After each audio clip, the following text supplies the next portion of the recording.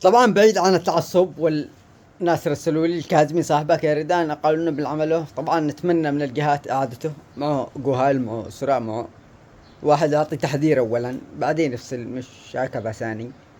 هذه حاجة. الحاجة الثانية للمصداقية بدون اي تعاطف مالوش حق. المكاتب العمومية الحكومية هذه للشعب. هذه مكتب عبارة مش واتساب تطرح لي حالة. تحب عيدروس اطرحه في الواتساب عندك حالة، اطرحه بسيارتك، اطرحه ببيتك، ما حد بيكلمك. هذا انتماء. اما تطرح انتمائك داخل مرفق حكومي مضاد للشخص، انت تعبر بما تشعر، لا ما يصلحش. انت في مكان حكومي في ناس يؤيدونه ناس ما يؤيدونوش، واساسا مش رئيس فعلي عشان ترفع صورته. اول كان ماسك اوكي، حب اللي تحب، ما حد بيقول لك لا لكن انا ضد واللي معه واللي الامور تمشي، لكن لا تطرحوش في مكان حكومي. يعني من حق الجهة الحكومية ليش تطرحه؟ هذا مطالب دوليا. ايام الانتقالي كانوا ناس طارحين صور بالجوالات اللي مسكوهم، صور مقط خالد اللي كان معهم شغال ثاني داخل. ليش؟ لانه ضد المجلس الانتقالي. طيب الان عيدروس ضد الشرعية، احمد الله انه عاد ما دخلونك داخل. يعني فاتحين المجال، فاتحين الحبل. بس نتمنى من الجهة انه اعطوا تحذير يا خلق الله من ثاني فصل، اعطوا تحذير، اعطوا ان شاء الله يتم ارجاعه. لكن كوقات حق مالوش حق يطرح صورة. يعني زي الان مكنوا نحن مليونية المسار، مليونية القرار. قرار ايش؟ كم بتخرجوا؟ كم منكم؟ 100,000؟ هذا لو 200,000 300,000. هي كعدد انا اكلمكم من جانب علمي، كعدد انتم 1% من الشعب الجنوبي، 1%. تقرر ايش؟ محافظة واحدة تلزم المحافظات كامل بالليبرازي؟ هذا زمان كان اول لما كنتوا ماسكين الدولة بالغصب، لكن الان لا. لا تقول لي مسيرة القرار، والله العظيم لا خارجين على قضية جنوبية، اقسم بالله اننا خارج معهم، بس بشرط لا ترفعوش مجلس انتقالي، عودة مجلس انتقالي كذا. تعرفوا القضية، يستخدموا الشعب كأداة، يعرفوا القضية من كانوا الناس كلهم اقول شو المجلس الانتقالي يرجع. لا، انا خارج على جنوب، انا خارج على قضية، لا تحرف ليش القضية. بخرج بطالب بجنوب، ما بطالبش باشخاص، ما بطالبش بعلامات، ما بطالبش بحزب، لا بسك صور. طيب هات مجلس انتقالي هبوا لي ابو زرعه، لا نشيع دروس. بس حقنا نحن المحافظة دي نحن حكم، ما يصلحش. الجنوب ثاني والانتقالي ثاني. الان انت تقول لهم انا جنوبي، يقول لك لا انت ممتاز، ليش انت ضد الانتقالي؟ انت ممتاز، انت اخوانجي، انت حوثي. ليه؟ كيف اكون حلو؟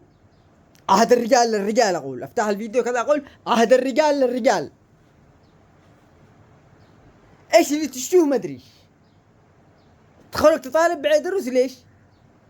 يعني ندور له معاك الرجال ما هلوش 100 شهر، ما 100 شهر ما طلعش يتكلم. تشتي عيدروس طيب تمام، يلا فينه؟ تخرج الشيء ده الرجال. طب فينه؟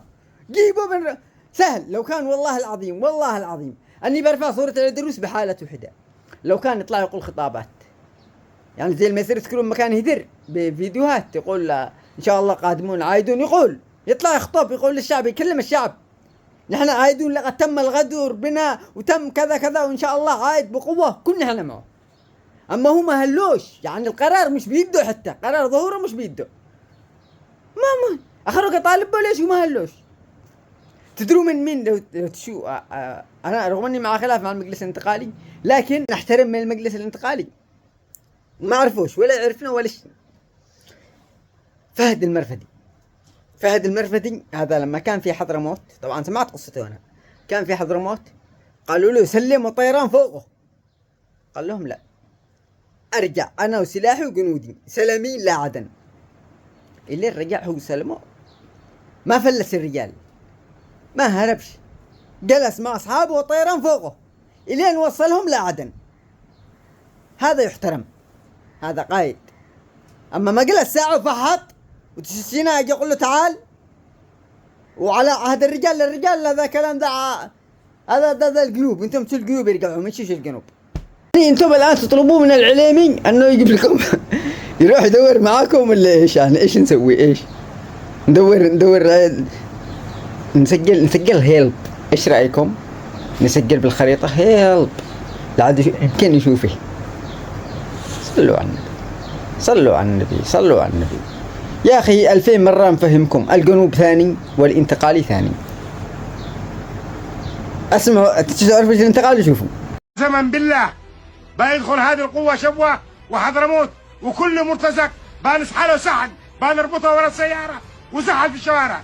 قد نفذناها لما كنا اشتراكيين، ربطنا الرجول وسحبنا، ونستطيع أن نعيد الكرة. والله بنسحلهم سحل. هو نظام مش دكتاتوري قليل. سحب، قوة، أي واحد بخالفنا قوة. قد سوونا بالاشتراكي، لا سوونا الآن بابيا بلحق اللي سحبوه بالسيارة واللي هذا هو كذا. العنصرية والبلطجة وكون معانا ونحن بس، غير نحن لا. تلاقيهم يسبوا العدارسة، سبوب انت خاين، اللي يقول لك انت ممتاز، واللي بيرجعك انت اصلاحي، واللي بيرجعك ليش كذا. يحبوا ذا القوع دروس العمر كله والله انكم. وليش زعلان ريدا ليش تهاجم الانتقال؟ يا اخي ضيع دولة علي، دولة بمؤسساته بجيشه، سلمناه الدولة كامل، وصابرين على الهمة، وصابرين وأيدنا على فانوس، ما خلنا الناس الضغط الدولي عليه، وقفنا معه. يعني بدل هو يوقف نحن الشعب واقف معه. بالنهاية ضاعت الدولة وكلهم سافروا معه تجار، معه نصيب في عدن، وبقينا نحن. وليش زعلان؟ رجعوا نحن جديد، نشارع على الصور والعلامات والتوائر. رجعنا قبل 2007 من البداية، وناضل من جديد. احنا بنناضل من جديد، لا مع نفس الشخص. هذا غباء. ناضل معنا والشخص ما هلوش، لا اجيب الشخص هذا وناضل معه. السعودية ارتكبت مجازر بحضرموت. طالب فقط حاجة واحدة، عيدروس يطلع يقول السعودية ارتكبت مجازر فوق أصحابنا. والله العظيم إني معه، أقسم بالله، وبنزل اعتذار رسمي من اليوم معه. يطلع يتكلم، ما فيش والله ما طلع يتكلم. ليش تكتكه؟ عشان هو يرجع. انتم يا جنوب خرجوا خرجوا سبوا العليمي، خرجوا مظاهرات كلها سبوب وصياح، ويا ريت بيطالبوا بقضية جنوبية، يسبوا أهل العليمي، يسبوا. هذا مش جنوب. ابتدى تاريخنا من مبتدى صالح وهود. إذا المنادي ناد لبينا الندى، لنصرة المظلوم نتوافد وفود، ولو وعدنا ما خلفنا موعدا. الصادقون الحافظون للعهود، النائفون الصابرون الزهداء الصامدون في ميادين الصمود. الهاربون إذا قرحت مشكلة، الكاظمين أهل عدن من غير برود، الناهبين الأراضي بالمدى، المطبعين مع الإمارات واليهود. أهم شيء عيدروس قلبه علينا رضا، كل اللي ضدنا خونه أو منتهز أهله يعود.